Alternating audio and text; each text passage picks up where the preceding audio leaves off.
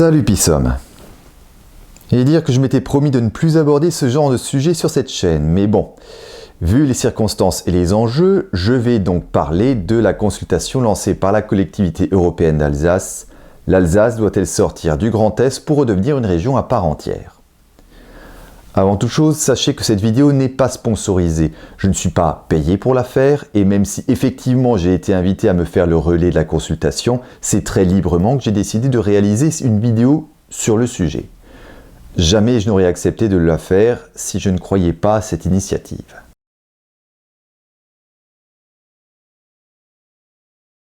Mine de rien, les débuts de la contestation de la fusion des régions remontent à avant 2015. Elle a connu des pauses, mais elle n'a jamais vraiment cessé. Elle fut relayée par des associations diverses qui regroupent un large panel de personnalités et qui recoupent un très large éventail de sensibilités politiques.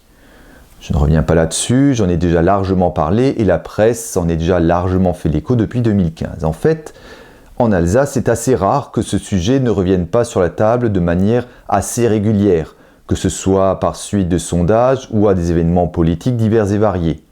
C'est juste que depuis 2015, la revendication du retour de l'Alsace en tant que région à part entière s'est reportée sur le terrain purement politique, avec des bases d'arguments mêlant économie et démocratie.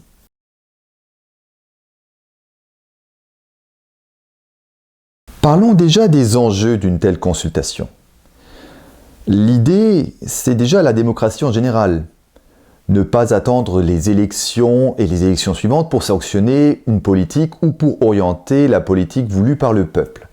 Ce genre de consultation inspirée des votations suisses pourrait être reprise par la suite par d'autres collectivités locales, voire pourquoi pas relancer une dynamique de référendum à l'échelle de la France tout entière sur des sujets qui intéressent tous les Français, voire même, soyons fous, de relancer l'idée de référendum d'initiative citoyenne où chaque Français aurait le pouvoir de lancer une consultation. Un autre avantage, c'est celui de se rapprocher des citoyens. Si l'on y réfléchit, depuis des années, on nous assure que les circuits commerciaux courts, du commerce de proximité sont l'avenir.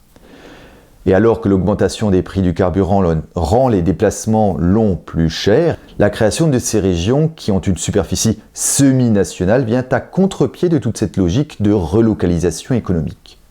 En plus, pour en rajouter, la voix d'un électeur, ou d'une électrice évidemment, a moins d'impact sur le résultat d'une élection lorsque le nombre d'électeurs potentiels est d'environ 4,3 millions, que lors d'une élection où un total de 1,5 million d'électeurs sont appelés aux urnes.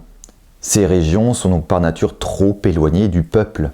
L'idée est donc de redynamiser la démocratie, là où les enjeux sont locaux, faire une consultation locale, là où les enjeux sont nationaux, faire une consultation nationale. Ça va de soi. L'idée donc, redynamiser, réintéresser le peuple à la vie démocratique, là où on ne lui demande que trop rarement son avis. Maintenant, la consultation en elle-même. Est-ce que l'Alsace veut sortir du Grand Est? Vous me connaissez, pour moi, c'est très certainement oui. D'autant plus que la question est claire et ne s'embarrasse pas d'un obscur langage administratif. Après, ce n'est peut-être pas votre avis. Peut-être même que vous êtes contre. Dans ce cas, également, il suffit de donner votre avis sur le site de la consultation. Je mettrai le lien en description.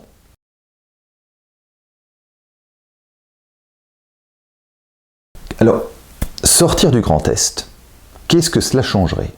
Alors, moi, j'y vois plusieurs avantages. Imaginons déjà que l'Alsace cumule départements et régions. Il n'y aurait plus que des conseillers élus pour cette entité administrative et plus de conseillers régionaux d'un côté et de conseillers départementaux de l'autre, ce qui, soit en passant, est déjà le cas pour la Corse et de nombreuses collectivités françaises d'outre-mer. Déjà une couche administrative en moins, et de ce fait des économies non négligeables. J'y vois également un gain niveau efficacité. Vous voulez monter un dossier de financement. Plus besoin de se demander si le service dépend de la région ou du département. Vous l'envoyez à cette collectivité même. Sacré gain de temps. Les associations y verraient également un cadre administratif qui les rapprocherait de leurs adhérents et aussi des déplacements moins importants, ce qui limiterait leurs coûts plutôt que de planifier des voyages dans une région trop grande pour eux. et les élus s'intéresseraient à des dossiers qui les concerneraient plus directement, et nous n'aurions plus des élus régionaux devant s'étaler sur des problématiques qui ne sont pas les mêmes entre Vosges, Ardennes, Marne, Rhin, Meuse, Plaine d'Alsace, Plateau Lorrain et Coteaux Champenois.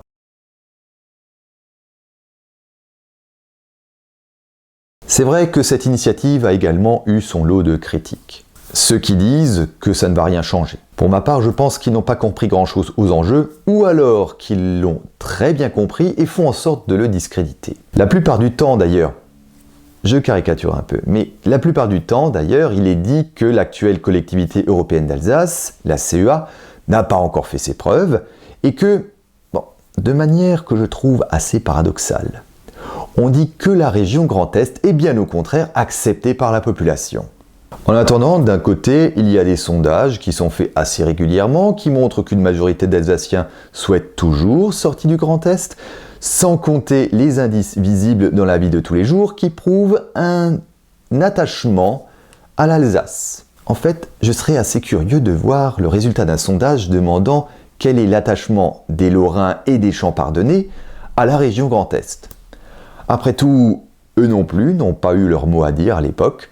Ils ont également donc le droit à la parole. Les opposants à cette consultation argumentent également que la consultation initiée par la CEA ne fait qu'entretenir un faux espoir, celui d'une Alsace qui puisse redevenir une région.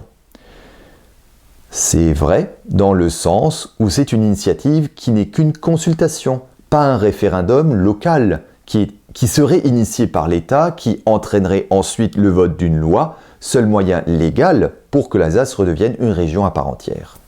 Donc oui, c'est effectivement vrai, mais c'est surtout la première fois depuis la fusion qu'une collectivité prend l'initiative de poser cette question, et non plus les associations d'opposants. D'autant plus que si depuis la fusion des régions, il n'y avait pas eu ces sondages, ces appels de personnalités publiques ou du monde économique et autres, ainsi que ces consultations, actuellement il n'y aurait même pas eu de CEA.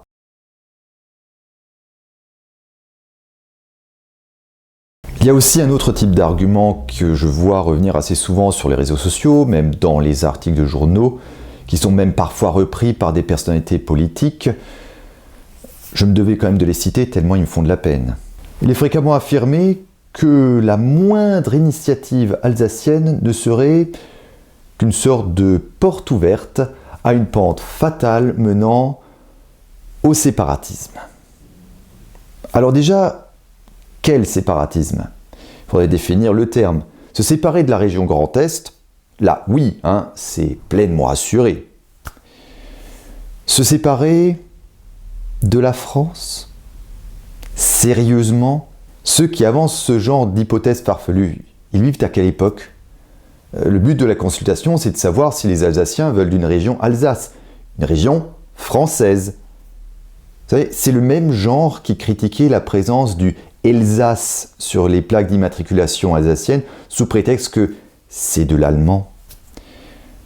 La Corse, par exemple, c'est une collectivité unique depuis 2018. Et autant que je sache, elle est toujours française.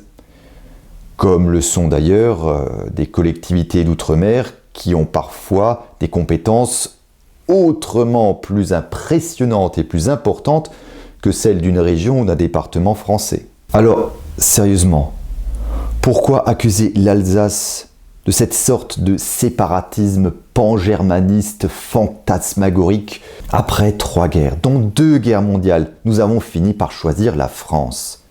Et j'ajouterais même que, vu ce que l'Alsace a traversé depuis un peu plus d'un siècle, s'il est bien une région de France qui n'a pas à recevoir de leçons de patriotisme, c'est bien l'Alsace. Consulter les citoyens, c'est l'essence même de la démocratie. Ceux qui y voient une attaque contre le socle républicain de la France ont vraiment une piètre idée de la vie démocratique et de la solidité du socle républicain, pour craindre qu'une simple consultation vienne faire voler en éclats l'unité et l'indivisibilité de la France.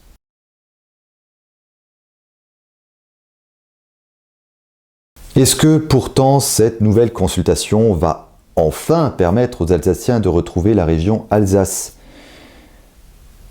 J'y crois, mais je n'en sais rien. Ça dépendra de ceux qui l'ont organisé, cette consultation. Est-ce qu'on va se saisir de la question en haut lieu ? Encore une fois, je l'espère, mais je ne suis pas dans le secret des dieux.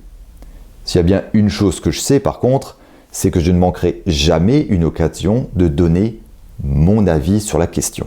On ne peut qu'espérer que les candidats à la présidentielle vont s'emparer de la question et la décliner à leur sauce, proposer leur solution pour l'Alsace.